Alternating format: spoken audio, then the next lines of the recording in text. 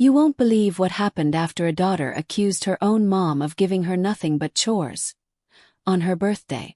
But the real twist came the next day. And it changed everything. It started on a picture-perfect afternoon, the kind where everything looks just right, but underneath, something's off. A mother, 63 years old, was placing the last pink rose into a crystal vase. Not just any vase. It had belonged to her own mother. The dining room shimmered with effort, polished china, gleaming silverware, candlelight catching on glass. Every single detail prepared for her daughter's 32nd birthday.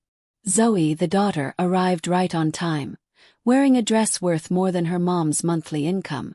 Her husband Richard followed behind, kids glued to their phones, barely muttering, "Hi.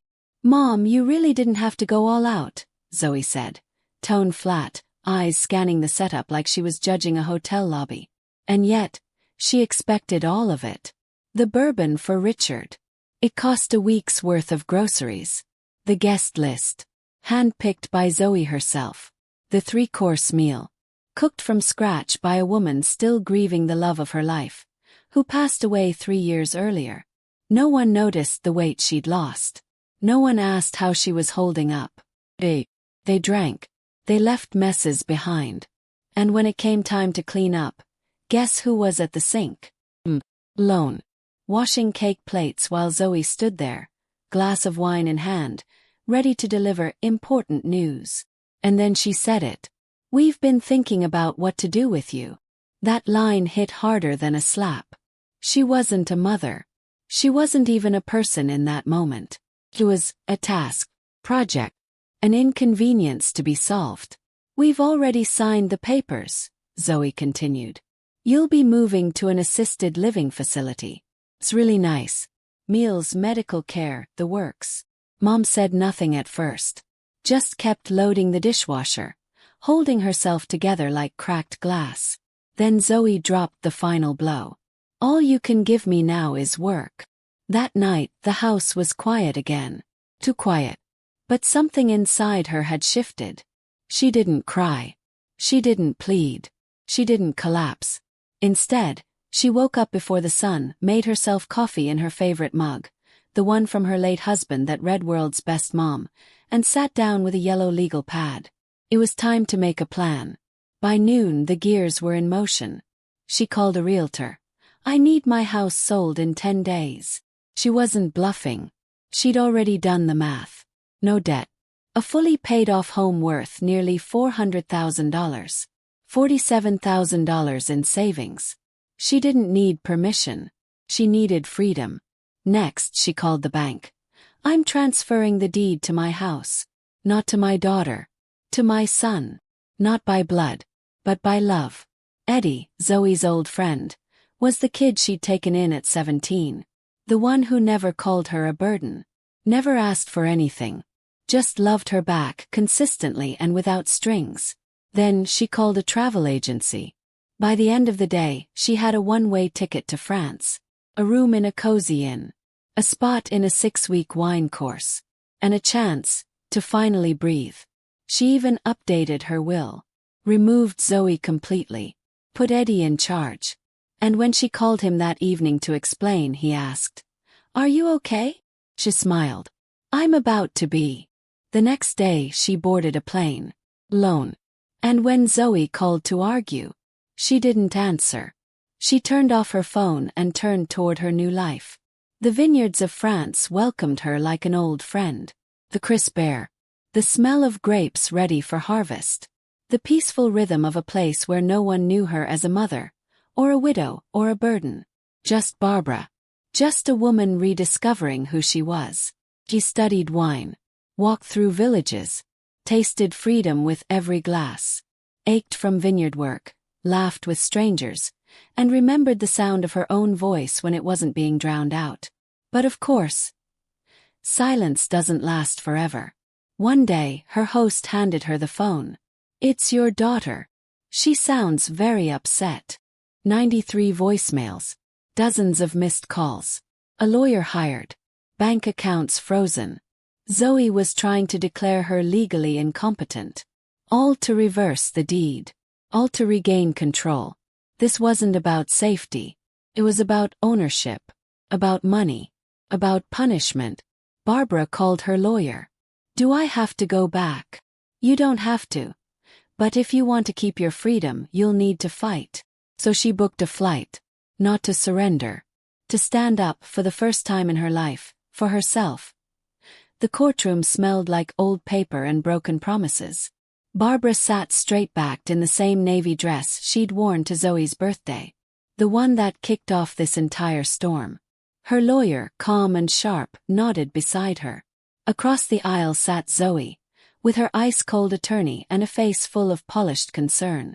But Barbara knew that look. She'd seen it since Zoe was 5. The face she used when she was guilty but trying to sound innocent. The judge entered, young, surprisingly kind eyes. He got right to it. "This is a petition for conservatorship. Mrs. Loughran, you're claiming your mother is no longer capable of managing her life." Zoe's lawyer launched in. Erratic behavior, late-night gardening, repeated phone calls. She gave away her house to someone who isn't even her child, and fled the country.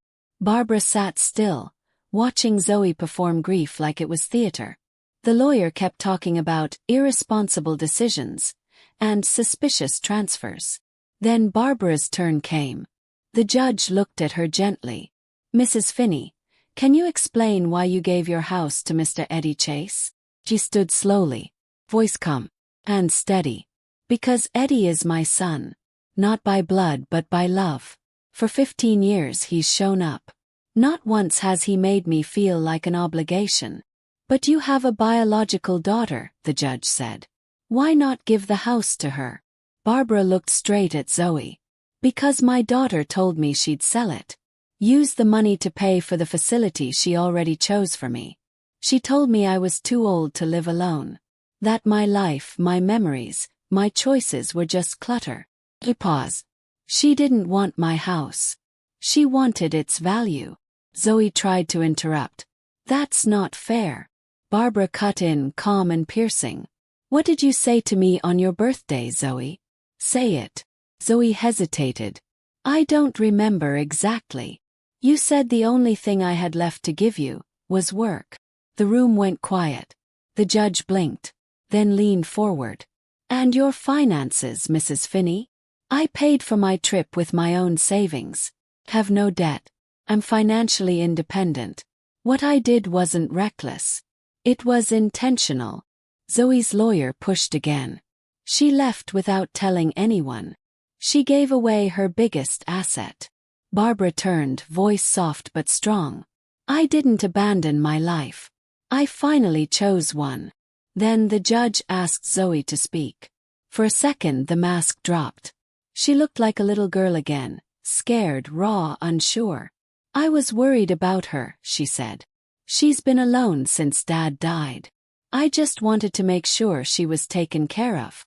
The judge nodded slowly. "But taking care of someone isn't the same as controlling them," he said. And with that the ruling came. Petition denied. Barbara exhaled. A weight lifted. In the hallway, Zoe approached her. Tearful. Cracked open. "Mom, I didn't mean to hurt you. I was just scared. Of losing you. Of losing what I thought I still had." Barbara looked at her for a long moment. "You were scared of losing control. Not of losing me." "That's not true." "Then prove it." Zoe tried. "Please don't go." Barbara stepped back. "I'll be in France for 3 more weeks. If you want to meet the woman I've become, who's not just your mother, come find me." And with that she walked outside into the sunlight, toward Eddie and Christine waiting by the car.